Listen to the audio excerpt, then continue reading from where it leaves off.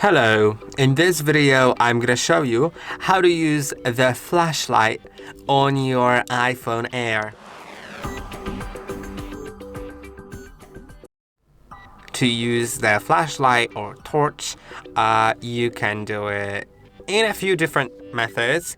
Let's start with the most typical one. Slide down from the right top part of the screen to open the control center, then find the flashlight button.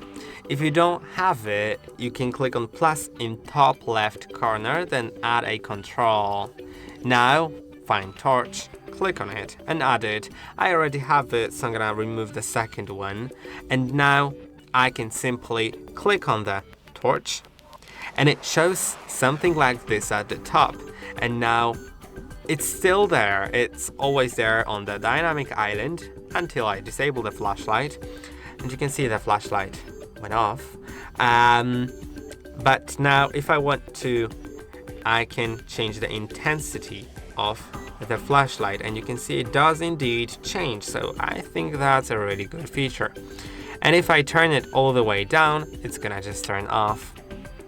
Now let's go to the second method. If you go to settings and go to action button, you can assign the action button above volume buttons to something else than you have currently, for example the torch. And now when I press and hold on the action button, it enables the torch or flashlight.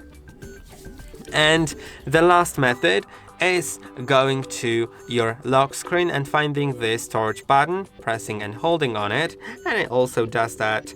But now if you don't have it, just press and hold on your lock screen, unlock your iPhone. iPhone has to be unlocked in order for you to be able to edit the lock screen. I'm just gonna slide down from the left top part of the screen. I'm gonna press and hold, customize, and I can remove the torch. I can click on plus and I can add the torch. Then click on done. And I hope that this video was helpful. Don't forget to like and subscribe. I'll see you in the next one.